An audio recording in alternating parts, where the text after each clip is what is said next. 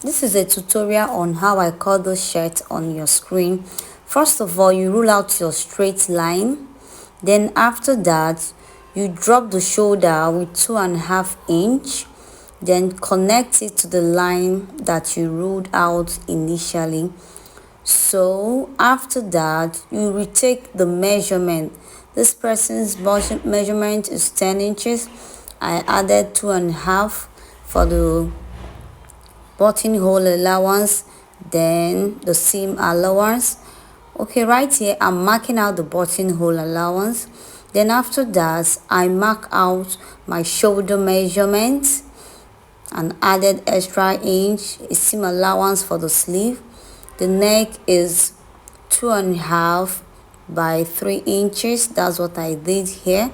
Then I'm connecting the dots together. Connect it properly. That's what I'm doing here. You connect it properly. Then I'm retaking my armhole measurement.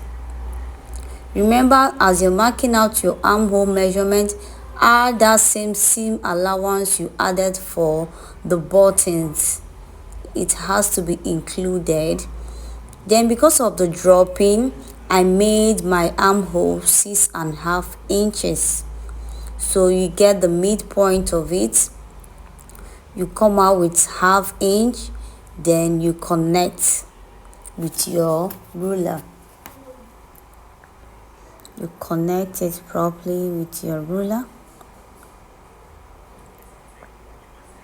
Then I went ahead to take my bust measurements.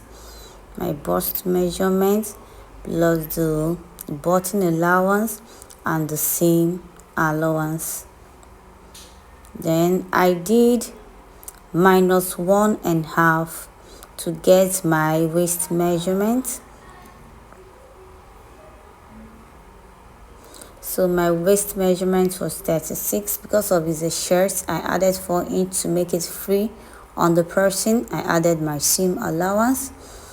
Then always make sure you take out the 1.5 measurement, because the back measurement will complete the front part of the shirt. This is the length. This is the length. Yeah. Okay.